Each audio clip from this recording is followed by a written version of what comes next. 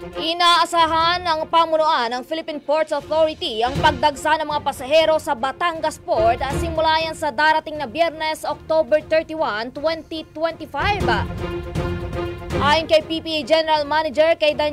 Daniel Santiago, posible na umabot sa 19,000 hanggang 22,000 ang dadagsa sa huling araw ng Oktubre sa Pantalan.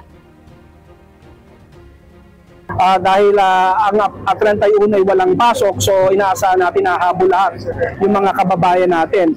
Malaking talon yan sa regular nating arawan na pasahero na 11,000 to 12,000. No?